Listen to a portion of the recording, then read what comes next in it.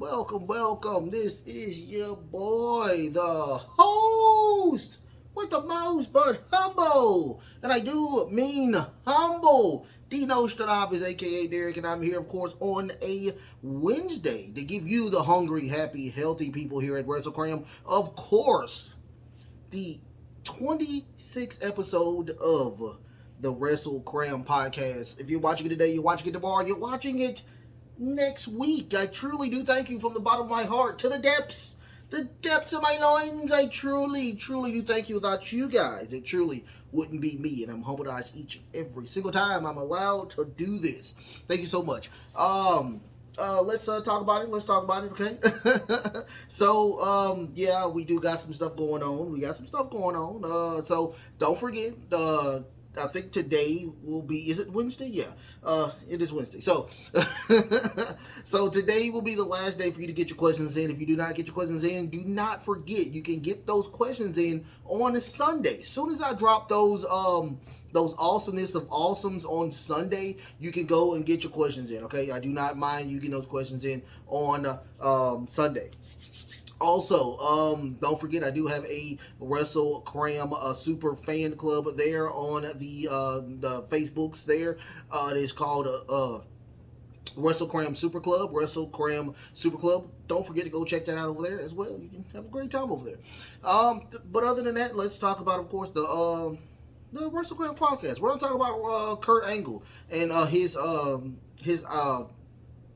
talk about him talking about going crazy. Him talking about Roman Reigns or whatnot. Also, we're gonna talk about Mercedes Mone on the injury update. And we are going to do some NXT. We're going to do a recap on the NXT. And I'm gonna talk personally about more about the draft, but in more specific, I'm going to talk about the free agency or whatnot. We got a lot of that in the NXT today, and I just want to talk about the free agency thing or whatnot. Don't forget to like, share, and subscribe, you guys. Like, share, and subscribe, you guys. Hit that notification bell as well. Don't forget to get those questions in the comments there. You may get your boy to answer those questions for you or whatnot over there as well. So let's get into it. This is Kurt Angle on Roman Reigns. This is from WrestleZone.com. Don't forget to go check out WrestleZone.com. Also on the Facebooks as well. A great source to get a lot of good information on wrestling and fun wrestling stuff there. Kurt Angle comments on WWE creative decision regarding Roman Reigns. Roman Reigns has held the Universal title for over 1,000 days at WrestleMania 38 at of course at WrestleMania 38 on 2022. He merged that title with the WWE Championship, which he held for over 400 days. Roman Reigns hasn't been pinned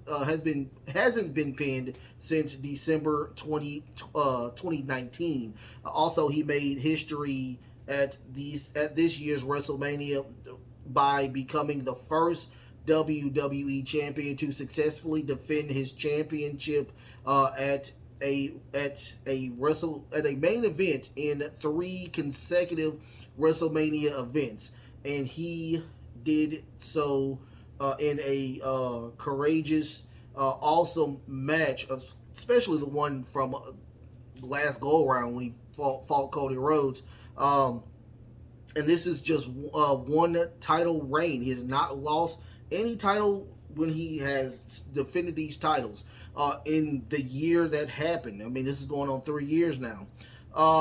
Speaking on a special bonus podcast on the ad-free show Patreon, where he previewed the WWE Night of Champions 2023 event, Angle came in on the status of Roman Reigns, saying that WWE is on track to send this guy to the moon all by himself with no one else on his level. Angle, a veteran of the ruthless aggression era with multiple top stars, had a word of caution for WWE, suggesting that perhaps they would do better than pushing all their eggs in one basket. This is Kurt Angle quote. They're going to send this guy to the fucking moon.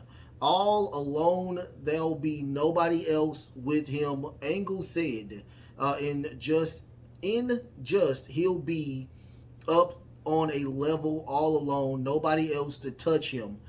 If that's what they want to do with Roman, just remember, I mean, I'm not telling WWE what to do, just saying you want to make other wrestlers it's not a bad thing to make other wrestlers the champion.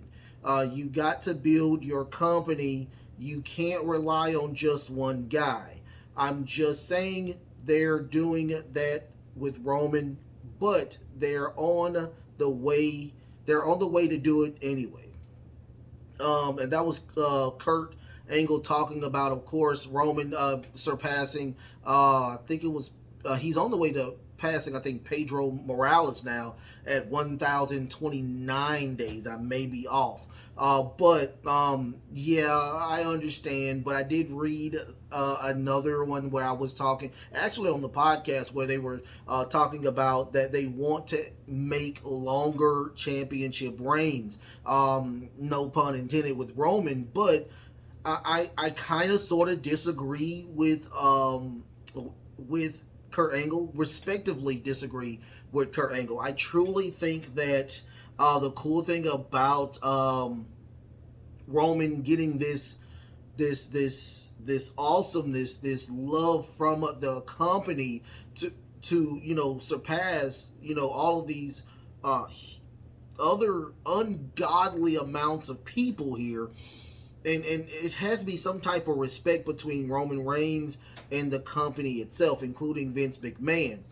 So I can't agree with him because Roman has been doing such great work, and on top of that, I think on the back of Roman, we have now a competition with AEW and with MLW and with Impact and with New Japan. Giving them these type of giving them the blueprint to do what they're doing over there in WWE. So I understand what he's talking about, but I think that it's okay to have him on the moon and nobody touch him, and he's in a godlike status. I understand that, and I respect that. And I truly think that when everything is said and done, I truly think that Roman is going to be on a level that is probably getting even closer to Hulk Hogan status. I mean, there's nothing wrong with that. I truly think there's nothing wrong with that. I'm okay with that. The only thing that I'm not okay with is that now you have two world championships.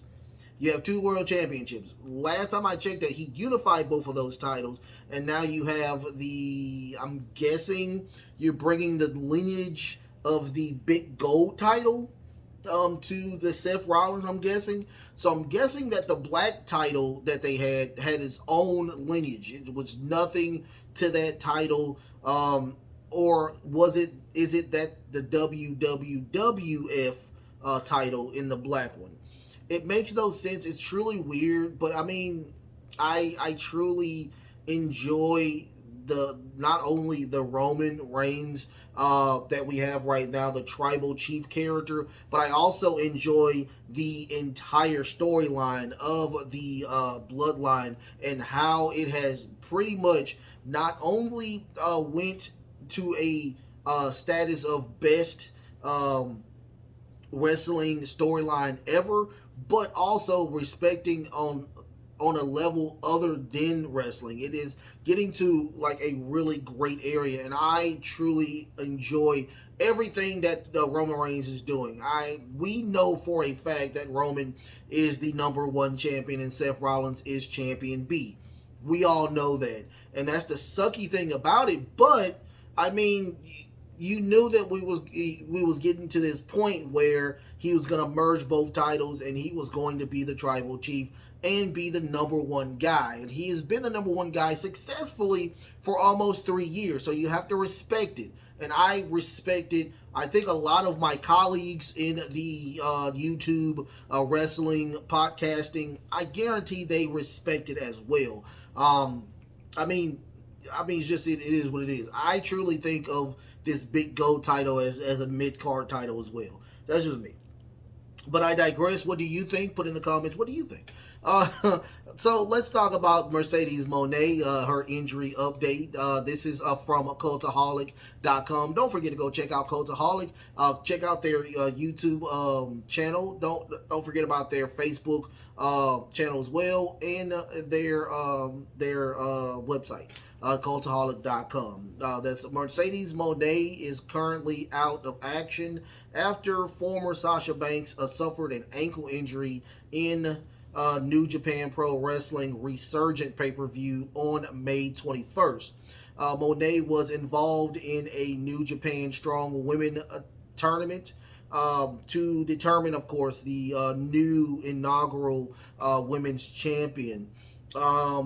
So where was I? On the show, she was in action in the main event, taking the AEW Willow Nightingale in the tournament finals. Mone was originally booked to win the build, of course, win the entire thing. But unfortunately, she had an ankle injury after dropping from the top turnbuckle onto the ground. Nightingale landing awkward, and of course she was landing awkwardly on the outside. The Mandalorian star immediately realistically felt something wrong, and the winner was switched to Nightingale on the fly, with the AEW talent becoming the inaugural New Japan Strong Woman Champion. Following two powerbombs after the additional confusion with the referee, it was believed that Mone has broken her ankle, but Fightful Select has since reported that New Japan women are under the impression that Mone suffered a strain. Thank goodness, but not broken. Those close to Mone, however, say it's pretty much a strain, but there is fear that it is a broken ankle. There was too much swelling to know for sure that we would have to know after the swelling of the ankle goes down.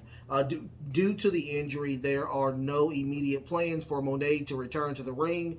Speculation had tipped her wrestling in the, of course, Forbidden Door, but we know that's probably not going to happen either, because Forbidden Door is at the end of June, and with a ankle sprain or a break, hopefully it's not a break, she's not even going to be in the ring. Now, we will see what happens with this situation.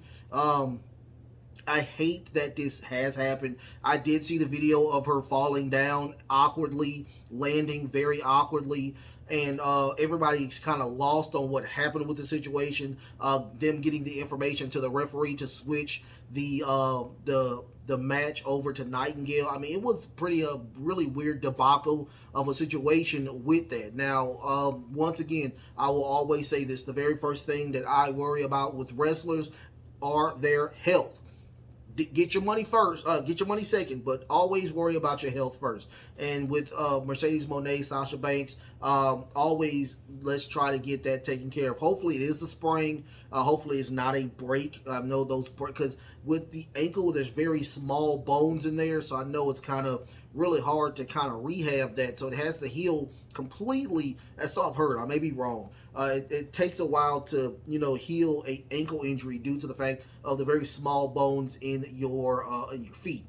So we'll find out what happens with this. I really enjoy Mercedes Mone. I love this character way better than the Sasha Banks character. And I do, once again, will say congratulations to Willow Nightingale for winning that title. She has been in the wrestling game for a while now, and I mean, she has been notified as like a joke, and I hate that she is being classified as a joke. I mean, I think she's a really great wrestler. She has a great look, great wrestling skills. Only thing I haven't seen her really talk about do is kind of be on the mic and talk. But other than that, she is really, really good, and I enjoy every single time I see her in a ring.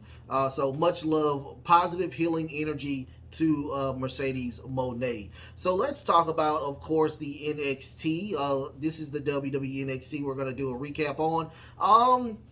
They started off pretty strong. I really enjoyed the cage match. It did eat up a lot of time. Not a lot of talking points. This is kind of the difference from we get from NXT. We get a lot of talking points. We didn't get a lot of that this go around. So I thought that was okay. And now we got a new number one contender in Baron Corbin, and a very beautiful match at the end of the between Noam Dar and Carmelo Hayes. We may have a new tag team, a very strong tag team to compete against Gallus, and another tag team that's been formed to compete against Gallus. So the tag team division is getting I'm loving the tag team division in NXT. They actually do have a tag team division in NXT. So let's start off with Gigi Dolan versus JC Jane. This is a weaponized cage match. Really good match. I enjoyed it a lot. I will tell anybody to go watch the 2 hours. If you have the free time, the 2 hours of NXT. I can only give so much of this, but it was really fun.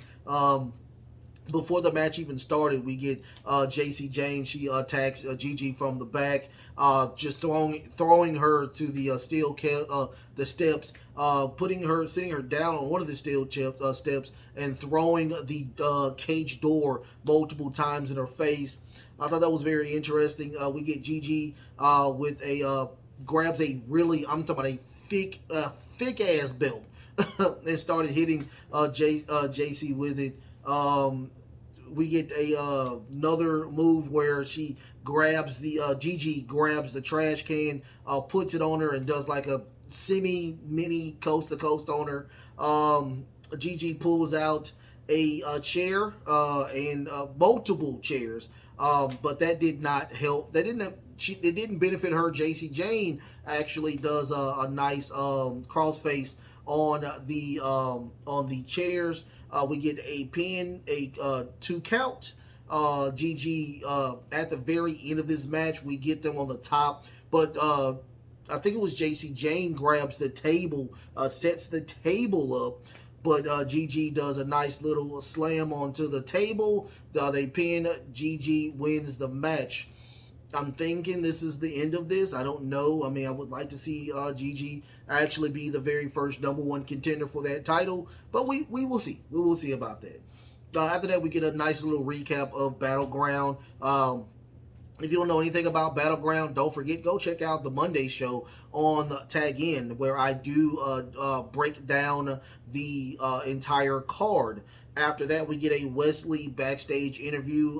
She asks, "Are you okay with being the longest reigning champion in the North American champion in NXT history?" He says he's very happy now since he knows, but he is really torn up. He has his back is still acting up on him.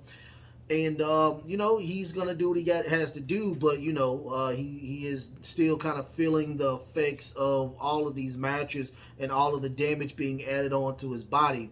Out comes the Dyad, was about to attack him. They said Joe Gacy sends his regard, but out comes Tyler Bate, saying, "Dude, if you want to go through him, you got to go through me first." They leave. They do get a match later on, but Tyler Bate says that at Battleground, that was purely competition. We are still friends, and I still have your back. I thought after this that Tyler Bate was going to turn heel, but we didn't. We didn't get a heel turn. After that, we get just a small vignette of Tony D'Angelo being booked into I'm guessing wrestling jail. And that was the end of that. We get Gallows talking in the back, and they have admitted on camera and in front of Stacks that they did drop dime on Tony D'Angelo, and that's why he's in jail. Stacks once again overheard it and says, snitches get stitches, and started attacking Joe Coffey, but the other members of Gallus attack him, beating the living shit out of Stacks. This will lead to a match between Stacks and Stacks and Joe Coffey. After that, we get a Carmelo Hayes and Trick Williams. And they are just very happy about what happened. The circumstances that happened, of course, them beating Braun Breaker clean, as a matter of fact, beating him clean. Out comes Noam Dar. He wants to challenge for that title today, and Trick was like, dude, you're gonna challenge him, and he just had a brutal match with Braun Breaker. Noam Dar like, yes, that's the goal. The goal is to win by any means necessary. Smart thinking, Noam Dar. I'm really starting to fall in love with Noam Dar. He's a very smart, tricky person. So Carmelo was like, you know what? I will defend my title today, and it will be the main event of NXT. After that, we get Cora Jade. She's in the locker room, the ladies' locker room, just complaining and talking about that she had a black eye due to the fact of Valkyrie, her. And she was blinded most of the match. And she said if she wasn't, she would have beaten her and beaten whoever it was going to be on the other side to be the NXT Women's Champion. Out comes Ivy Nile. She says, dude, everybody's getting tired of your whining. Cora Jade was like, dude, don't get mad at me because your boys could not get the titles from Gallus. It is what it is. And of course, she talks about Ava Rain kicking her ass as well. So apparently that set up a match for tonight. That was kind of a match where I kind of knew what was going to happen. But after that, we get an Axiom and Scripps. And he says, Reggie. He's like, no, my friends call me Scripps. So apparently they told the story of why his name is Scripps, because everybody, that's his nickname. They call him Scripps or whatnot. So he said he was very happy that Axiom took the mask off of him. He can now see, I can see clearly now, the mask is gone. Something like that, If you don't know, listen to the entire song. Google it. Okay, so that's why he came out to help or whatnot, and he just wanted to thank him, and Axiom says thank you as well. So apparently we have another tag team being built. Anyway, after that we get the Dyad versus Wes Lee and Tyler Bate. The match was okay, but the biggest thing about this match was Mustafa Ali. And I did not know this, but Mustafa Ali announced that he was a free agent. I didn't know that because I've never seen him on SmackDown. I've only seen him on Raw. So I was like, okay, I didn't know this. So, and he's saying that now he is on the road to get any type of available title and face that person. So apparently he has the LA Knight gimmick. Yeah, apparently. So I don't know, but anyway, the Tyler Bate and of course Wes Lee win. Tyler wins with the Tyler Driver 1997. Out comes Ivy Niles. She attacks Ava Rain, and the Creed brothers are right behind them. They attack everybody attacks one another. They go to the back. We get a Joe Gacy comes out of nowhere and attacks Wes Lee. Out comes Mustafa Ali to defend the Wes Lee. He gets out of the way. Apparently we're going to get a Mustafa versus Joe Gacy, probably at American, probably at the new, what is it? The Great American Bash. We'll get that probably. After that, we get a Chase U University skit where Charlie Dempsey and Drew Gulak are just training members, and Thea Hale is there. She's just trying to absorb as much knowledge as she can. Duke is like, dude, you don't have to be here. You are fine. You're good. She's like, no, I need to absorb as much as I can. I need to make sure I don't cry and all of this stuff. So she gets in the ring and she says, I'm ready. I want to get some more training. And Charlie says, you better not cry this go around. Let's go. And that was the end of the segment. After that, we get a Tiffany Stratton celebration for her becoming the new NXT Women's Champion. Really a great match. Probably one of the best matches. I would say the second, third best match of Battleground. Third best, because in mine it was the best match was Ilya Dragunov versus Elio versus Dijak, and then it was the world title, then it was her title. So it was a really great, the card was good all day, every day. If you want to go to the tag in and see my prediction. So after that, we get she talks about raise your hand if you thought that she was going to win. I raised my hand because I knew she was going to win. She talks about she is a lot of, she said a lot of people say this. A lot of women say this when they win the title. A lot of Hall of Famers have held this title. And she started just naming off some of the champions there. And she says that I'm going to be one of those people. She wanted the entire locker room to come out and see who will be her number one contender.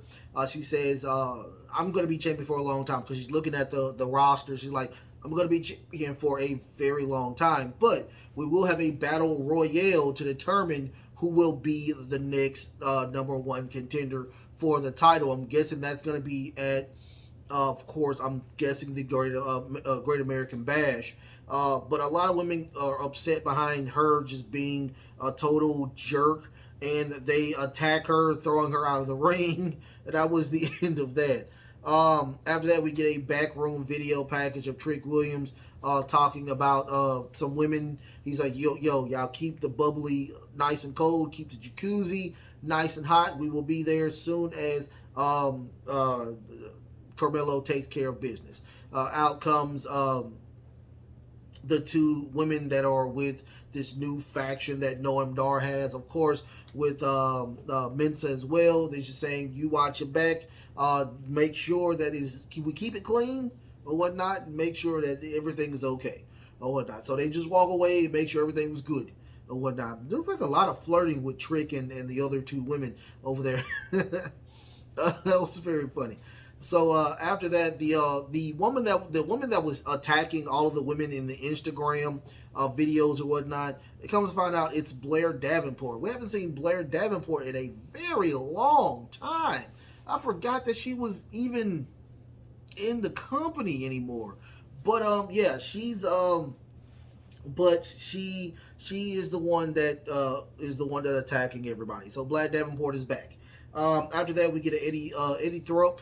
Is it Thorpe?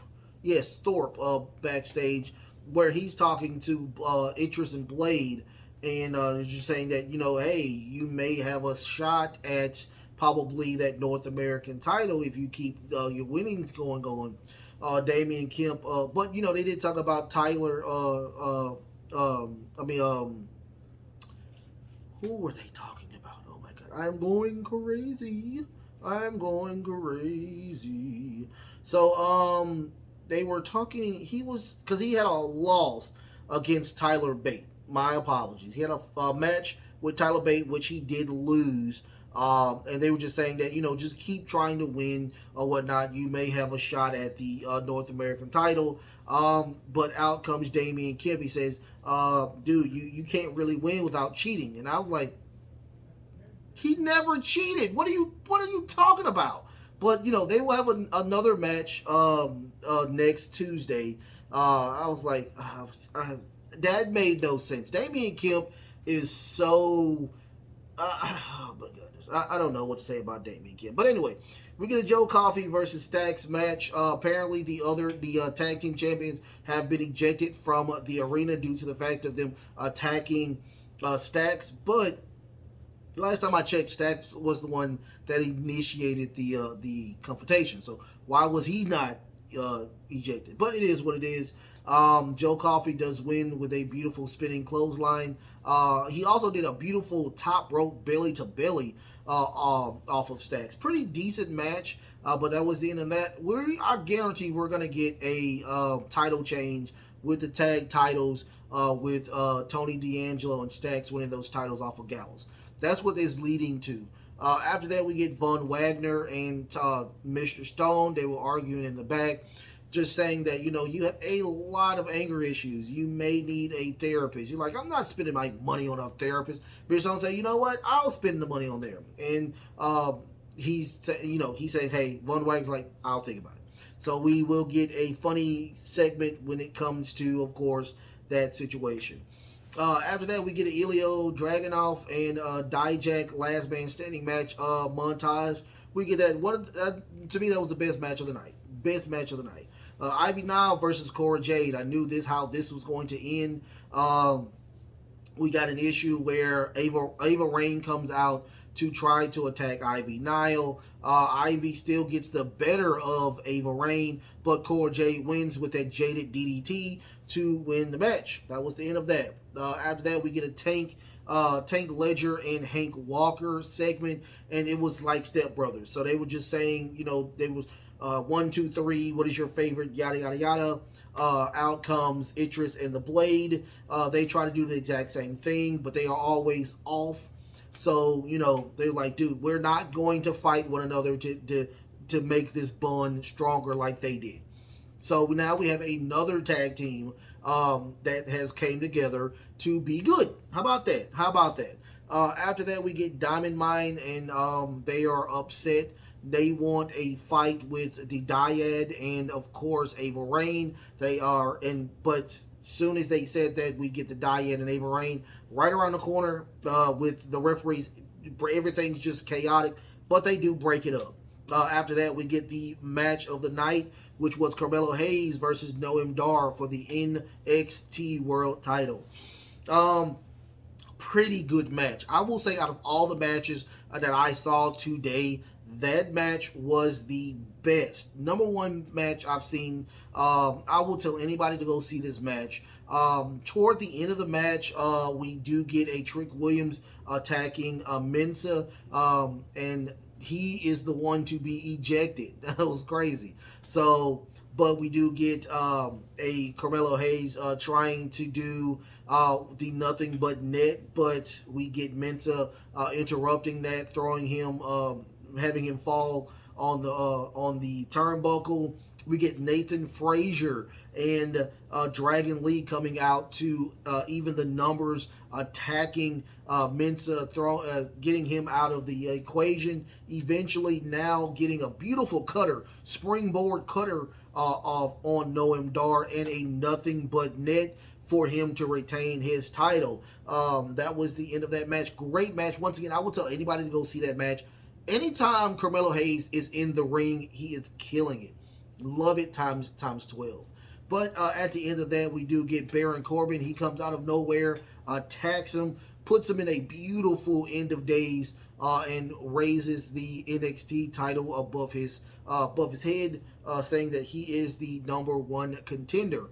Once again, very fun show. I like the Tiffany Stratton part where they don't do the pyro over there, but they did a really great thing with the lighting and the confetti, everything. That was really, really fun. I enjoyed what they did with that situation. Also, we still don't have a number one contender for the North American title, but I did not understand about the free agency thing, but that leads me to my 2 cent and random thoughts segment today, which is the free agency in the WWE.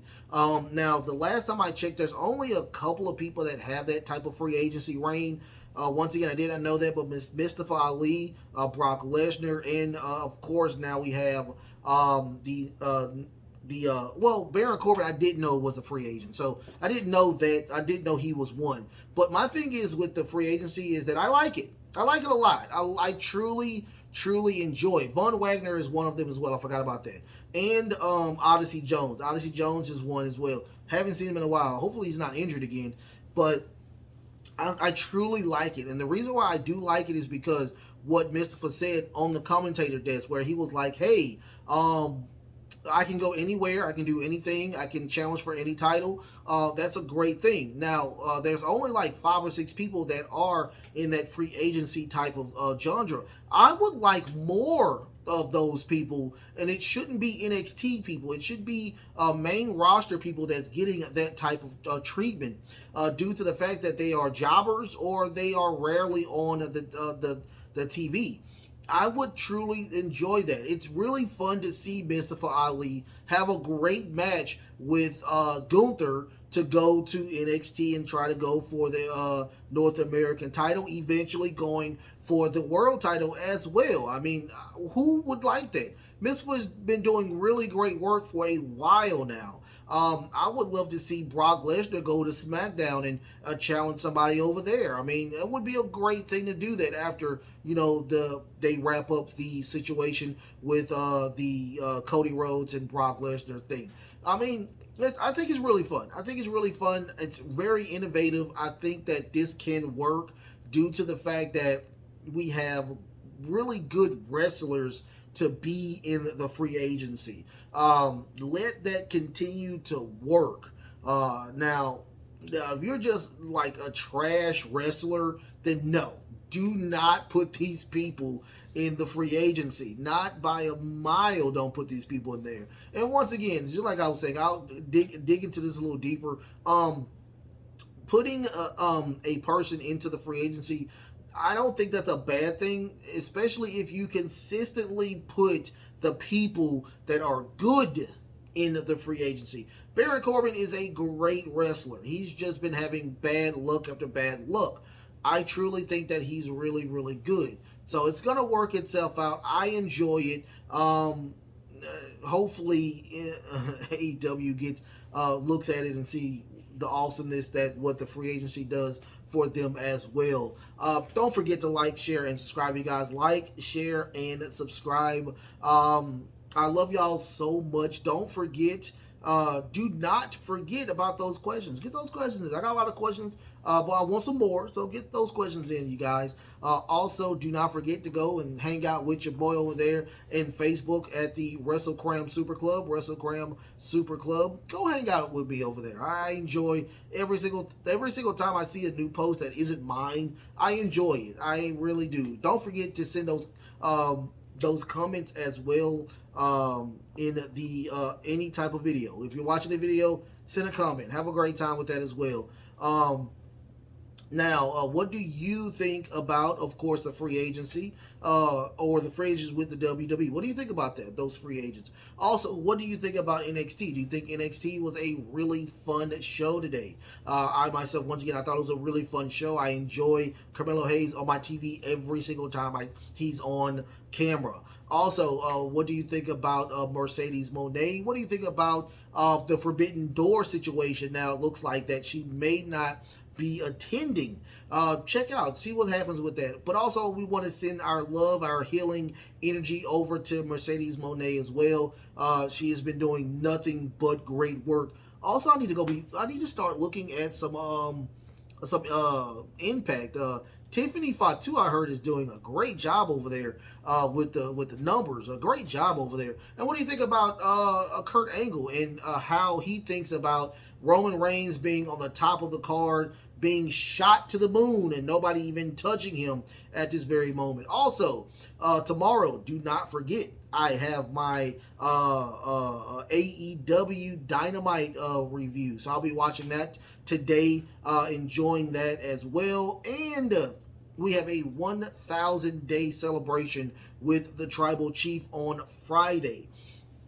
I love y'all so much. I love y'all so much. It is so fun to do this show. I enjoy doing it every single time I'm doing it. Don't forget to like, share, and subscribe, you guys. Like, share, and subscribe, you guys. Tomorrow, okay?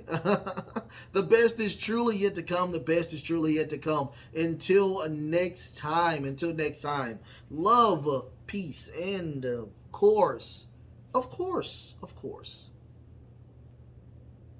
You see that? wrestling.